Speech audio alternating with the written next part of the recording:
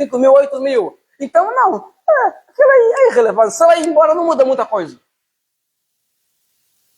Não, o caminho bíblico, sabe qual? É qual? É olhar para as pessoas.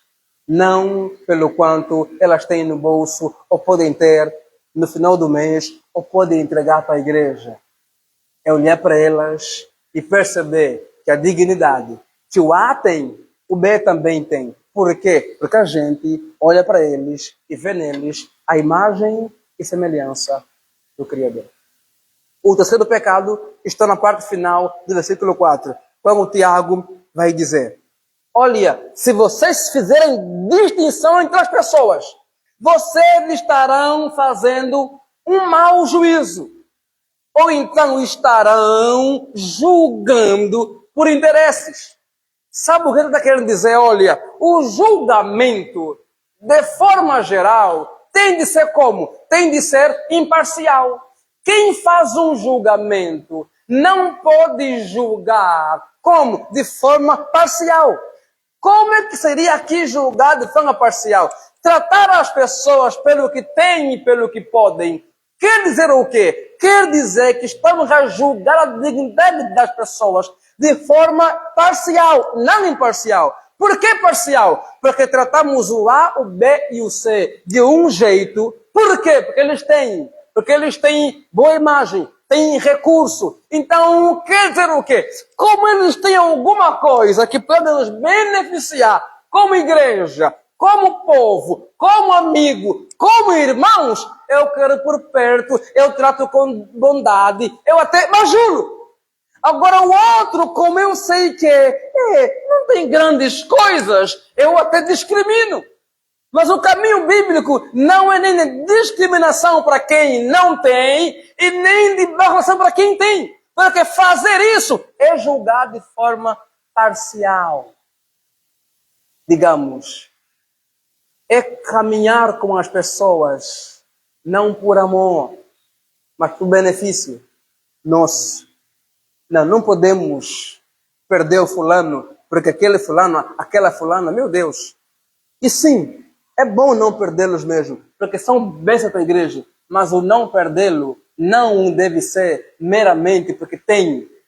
É não perdê-los porque eles são irmãos do Senhor, porque eles são filhos de Deus, porque devemos amar uns aos outros. Quando a gente faz um julgamento parcial na igreja, sabe o que?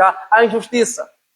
Se acontecer algum desencontro entre o A e o B, vocês sabem, a corda vai rasgar, vai quebrar, vai rasgar ou vai desfazer no lado mais frágil de quem é irrelevante financeiramente em termos de status. Quando haver algum possível problema, a corda vai arrebentar do lado de quem tem menos poder, menos capacidade. Não é só financeira, é de influência social. É também de influência na igreja, no mundo, onde quer que seja. Mas o caminho bíblico nos mostra o quê? É que fazer assim é fazer um julgamento. O quê? Mau. Um julgamento parcial. Que estamos nos movendo não pelo amor, não pela graça, não por aquilo que agrada a Deus, mas pelos possíveis benefícios que poderemos perder. E como pastor, isso é algo que eu devo sempre vigiar e tomar cuidado. E nós, como irmãos em Cristo, familiares e amigos, também é algo que devemos tomar cuidado nas amizades, nos convívios. Para quê? Para que a gente não se relacione com as pessoas por aquilo que elas podem nos dar. Não, a nossa relação com as pessoas não pode ser o que eu vou receber. A premissa bíblica é o que eu vou dar, porque é muito mais feliz quem dá do que quem recebe. Nós somos chamados não a se mover em torno do fulano, a fulana me beneficia, me dá, agrega, tendo comigo, é o que eu mais preciso. Não. Eu preciso para ter a premissa. Eu estou aqui para servir, para contribuir. E todas as vezes que eu julgo alguém, que eu julgo o A, o B,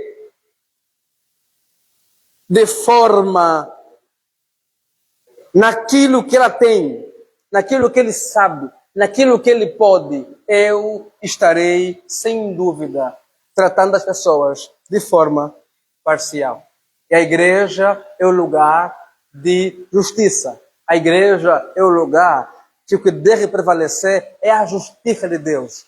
E a justiça tem a ver com o quê? Tem a ver com a vontade dele, com aquilo que lhe agrada, com aquilo que é correto, com aquilo que o Senhor orienta que a gente deve fazer.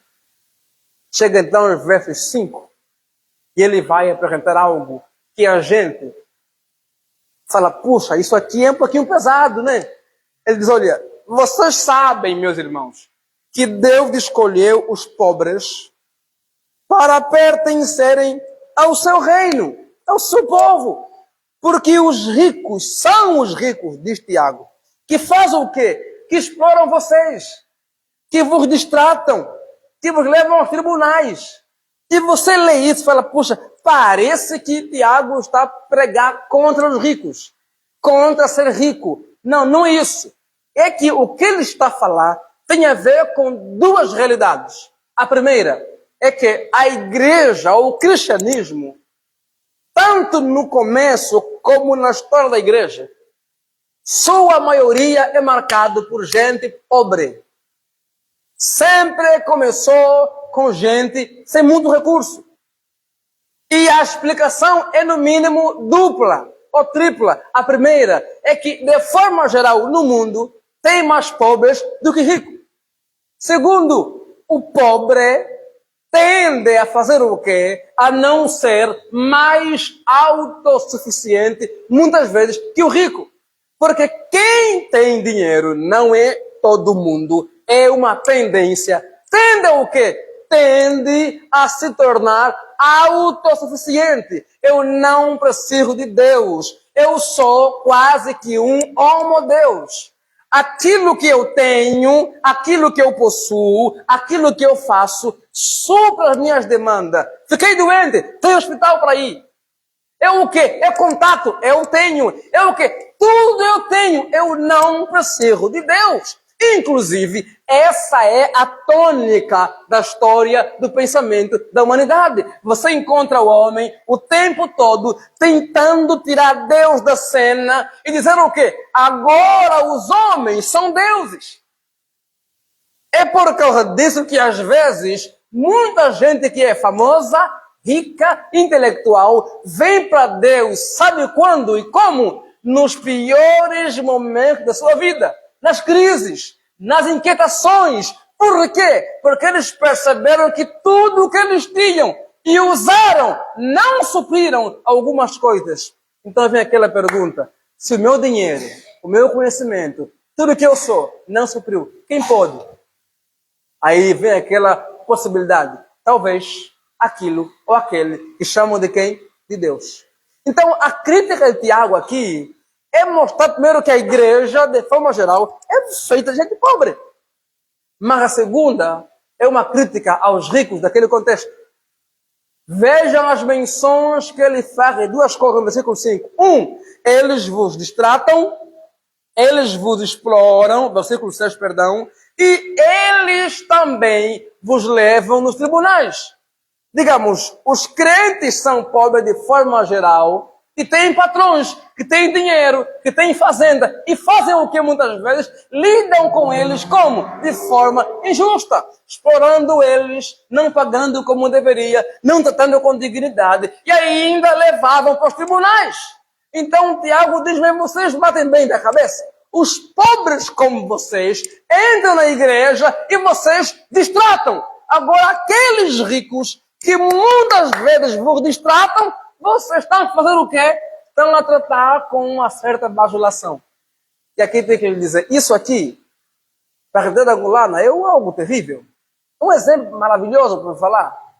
Os políticos, que são os homens de influência, de riqueza, de corrupção, fazem o quê? Muitas vezes nos distratam. Eles compram os Lexus, gastam dinheiro de qualquer jeito, sem pensar na realidade do país. Eles vivem do bom e do melhor, com aquilo que vem do recurso público, e fazem o quê? Não ligam para o povo, e ainda, quando chega a eleição, querem vir na igreja. E querem ficar onde? Nas posições de destaque. E a gente, como igreja, gente doida, faz o quê? Dá oportunidade, porque não agora nós temos contato com... Não, meu irmão, aqueles que nos distratam não podem ser tratados como... Não há bajulação. É o quê? É a verdade. Denúncia. Onde há exploração, não importa quem é, não podemos receber com ânimo leve. Quer dizer, aqueles que são como vocês ignoram. Os que vos exploram, vocês recebem, até fazem barulho, com pompa, como se fosse grande coisa. Não, diz Tiago, vocês estão errados. Vocês devem tratar todo mundo com igualdade. E é algo bonito aqui. Ele não está a dizer que devemos destratar o rico. Sabe por quê? Porque, de forma geral, a gente não destrata quem tem e quem pode e quem sabe. Destrata quem não tem muito para contribuir. Diríamos, destratamos os revelia, os pobres, os que não podem ajudar. A igreja, e aqui é a liderança pessoalmente, tende a fazer isso muitas vezes. Mas a verdadeira religião é aquela que nos leva a olhar para as pessoas. Para quem estudou, quem não estudou, para quem tem dinheiro, para quem não tem, para quem tem influência, para quem não tem, e não olhar para aquilo que ele tem, pode ou sabe. Olhar para ele e ver apenas ali alguém que pertence ao reino de Deus.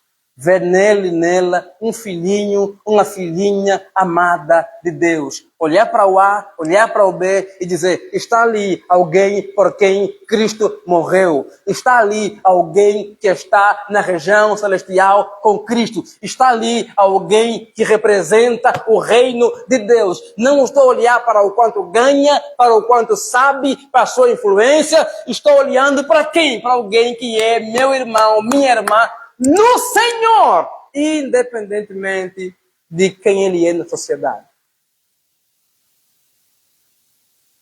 Algumas pessoas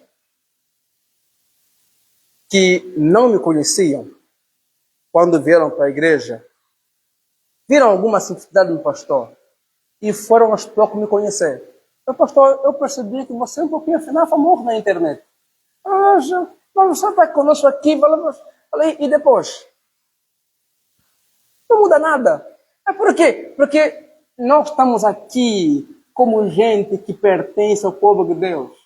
Não estamos aqui como quem é famoso, como quem tem dinheiro, como quem sabe, como quem pode. Nós estamos aqui como gente do povo de Deus. Que se lá fora as relações são condicionadas ao saber, ao poder, à riqueza, à influência, nós somos uma comunidade alternativa. Quer dizer o quê? Nós estamos aqui para mostrar para Luanda, para Angola e para o mundo que existe um jeito diferente de ser comunidade. Qual? Aquela em que quem sabe e quem não sabe caminham juntos.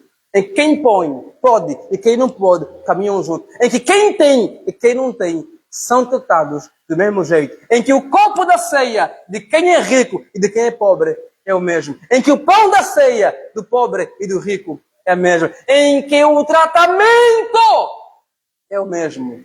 Sabe por quê? Porque nós estamos seguindo os passos do Senhor da glória, que é glorioso e se esvazia. Não fazer isso, diria Tiago, no versículos 7, 8 e 9. Não fazer isso, sabe o quê?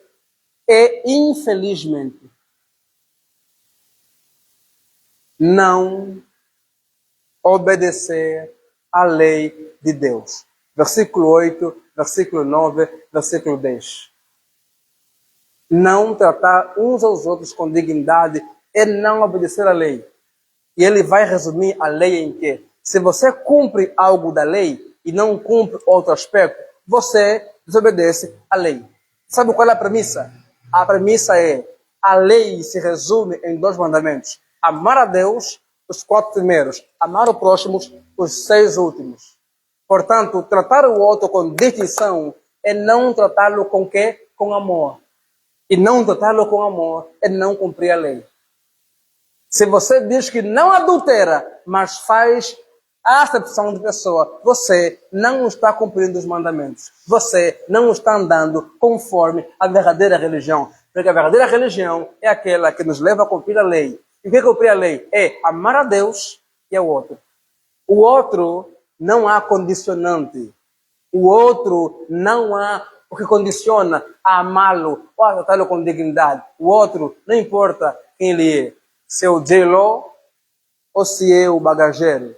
Se é o Luiz Nunes do governo ou se é alguém que nem tem emprego. Se é um grande famoso ou é quem quer que seja sem nenhum nome e prestígio. O caminho bíblico é amá-lo. Amá-lo independente do que ele faz, do que ele pode e de como as pessoas olham para ele lá fora. Na comunidade de Deus, nós somos chamados a amarmos uns aos outros. A amarmos os outros como nós nos amamos, diz o versículo 8. A temos a capacidade de olhar para o outro e amá-lo, assim como a gente se ama. Fazer isso é obedecer à lei do Senhor, é obedecer o mandamento do Senhor. Portanto, irmãos, terminando aqui, eu lhes faço um convite, uma convocação e expresso um desejo. Lutemos para sermos uma comunidade do amor, em que ricos e pobres são amados, intelectuais e semi-analfabetos são amados, políticos não políticos são amados, irmãos que se amam, não porque o A, o B tem para dar, irmãos que se amam porque entenderam, eu existo para amar, amar a Deus e amar os outros. Esse é o mandamento, esse é o resumo da verdadeira religião, o amor a Deus e o amor às pessoas. E quem tiver contato conosco, e quem nos conhecer, que quem entrar neste lugar, que quem visitar no espaço de Jesus, que quem ir em um grupo de crescimento nosso, que quem conviver conosco em algum lugar, possa dizer, eu fui ali e eles me trataram com amor, me trataram com graça, sem olhar para quem eu era em termos de na sociedade, em termos de recurso financeiro, em termos de conhecimento, não olharam para nada disso. Olharam apenas para mim, como alguém que ou é filho de Deus, ou precisa também do Criador. E me amaram, me serviram, me acolheram, porque é assim que o Senhor faz, que o Senhor fez conosco. Como gente amada, nós somos chamados a amar também. Quem experimenta a cruz deve ter uma vida cruciforme, uma vida formada, moldada pela cruz. E a cruz é um lugar de amor. Portanto, amar, rever em amor, é o modo, é a forma de quem passou pela cruz do Calvário. Amém? Fiquem em pé, por gentileza, e vamos orar em nome de Jesus. Pai Santo, nós queremos ser a tua comunidade, que está exposta a tentações de tratar as pessoas com alguma distinção, com alguma diferença. Nós pedimos ao Pai, nos ajuda a não perdermos de vista o Senhor da Glória, aquele que é o nosso modelo, aquele que estamos seguindo os seus passos, aquele que não fez e não faz distinção de pessoas, aquele que não olha para nós enquanto povo, enquanto comunidade, e nos trata a partir do que podemos, sabemos ou temos,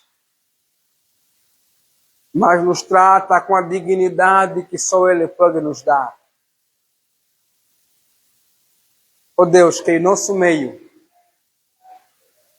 quem não tem nada para contribuir, seja tratado, amado e cuidado, seja olhado com atenção, como aquele ou aquela que contribui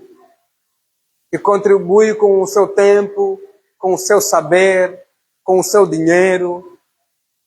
Oh Deus, aquele que não tem influência na sociedade, seja tratado com o mesmo amor que aquele que tem alguma influência. Oh Pai, eu rogo que o Senhor nos molde cada vez mais a imagem de Jesus. Trabalhe em nós enquanto teus filhos, para que possamos nos tratar uns aos outros, para que possamos nos relacionar como comunidade, de tal forma que possamos ser para este mundo um modelo de sociedade, de comunidade, de como deveríamos lidar uns com os outros. Nos livra, ó Pai, da tentação. Não nos deixe cair, ó Pai, em tentação de fazer distinção de pessoas. Enquanto igreja, enquanto liderança, enquanto irmãos em Cristo e enquanto gente humana. Molda-nos, ó Pai. É o que nós te pedimos, em nome de Jesus. Nos leva em segurança em nossos aposentos, Pai. Pedimos que o Senhor nos livre de todo o mal e nos dê uma noite abençoada, em nome de Jesus. Que o amor de Deus Pai, a graça de Jesus Cristo, a comunhão e a consolação do Espírito Santo seja com todos nós, hoje e sempre. Amém e amém. Deus abençoe. Aplauda o Senhor.